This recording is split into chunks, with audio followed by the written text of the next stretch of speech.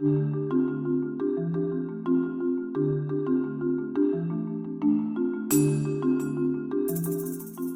is Natasha Rabinowitz with Unite for Sight. This short instructional video will bring you through the steps necessary to make your monthly school outreaches a success. These outreaches are important because visual problems affect nearly 13.5 million children in the U.S., and students, especially young ones, may not know the difficulties they are experiencing academically are related to a visual issue. This often leads to frustration and worsening academic performance, not to mention the fact that their vision problem may go undiagnosed. We are targeting teachers with this outreach because they are in a unique position to observe children's vision problems and help them get the help that they need.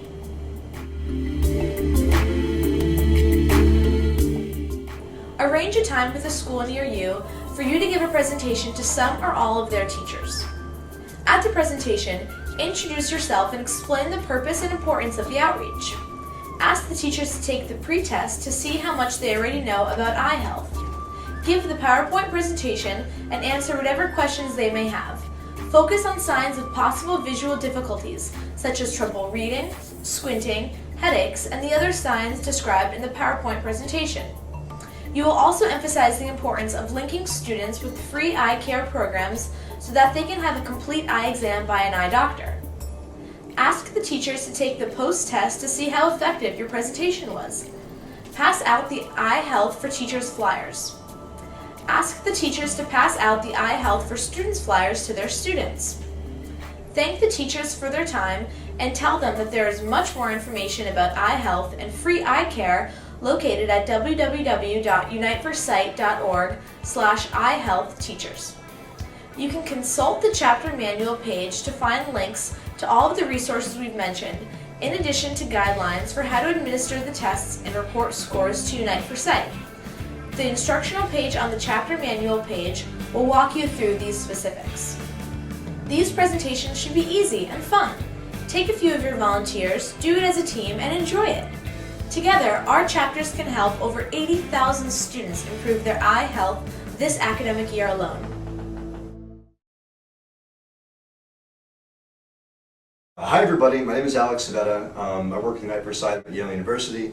I'm here today to talk to you guys a little bit about the importance of vision screenings, the importance of eye health in the classroom, some stuff related to that, some common eye disorders, things of that nature.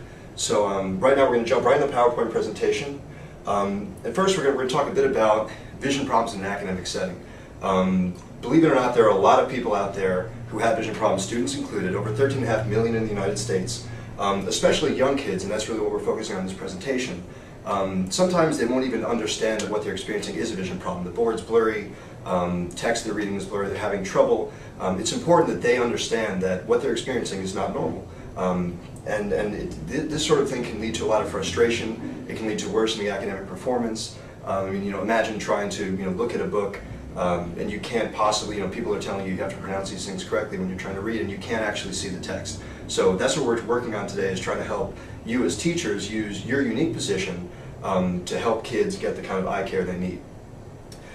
So teachers are, as I said, in a very unique position to notice a child with a vision problem.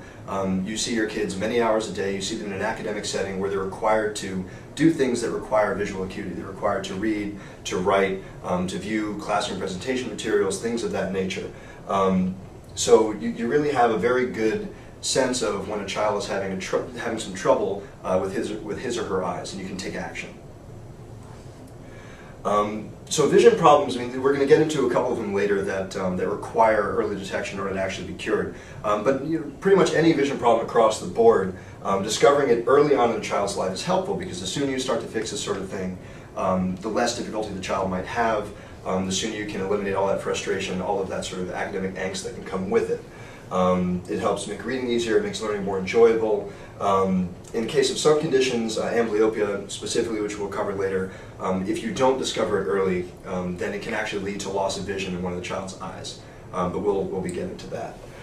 So how to identify a child in need? This is probably the most important slide in the whole presentation. This is really where you guys come in on the ground, seeing kids, having these vision problems. If you see any of the following things that a child is experiencing, the first thing you should do is see if you can get that kid an exam by an eye doctor. The first step to that is going to be to get the kid a vision screening, but we'll get to that in a minute.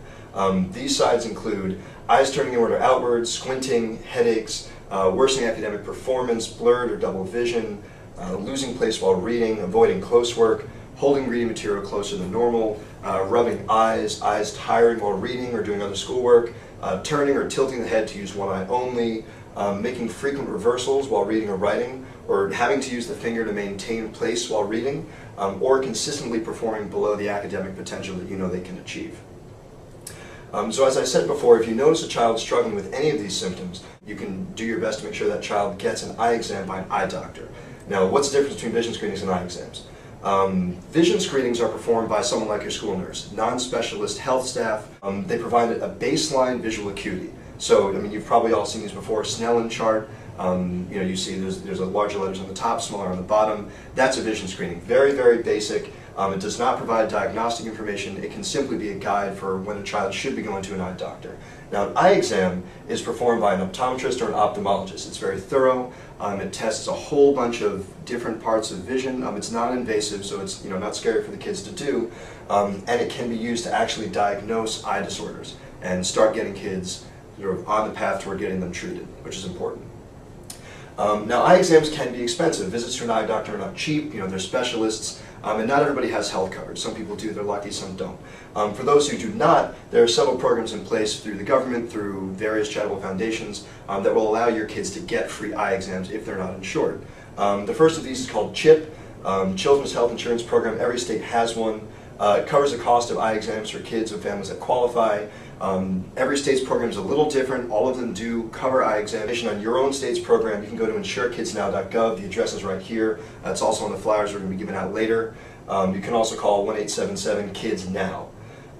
So now let's talk about a couple of common eye disorders that have prevalences above 1% in the U.S., meaning that you have a decent enough chance at, let's say you have 5 classes, 20 kids, at least one of your kids might be struggling with one or more of these.